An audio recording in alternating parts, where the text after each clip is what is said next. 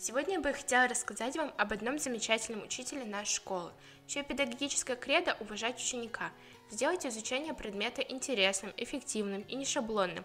Благодаря ей я полюбила уроки физики. Лариса Дмитриевна находит новые методы и внедряет новые технологии при обучении. Она преподносит это так, чтобы ученики видели в физике не сухие законы и формулы, а увидели глазами науки красоту природы и ее гармонию. Каждый урок у нас проходит какой-то интерактив, проводятся опыты, которые помогают нам лучше усвоить пройденный материал, и потому любую тему, будь она сухой или трудной, преподносится как увлекательную и интересную.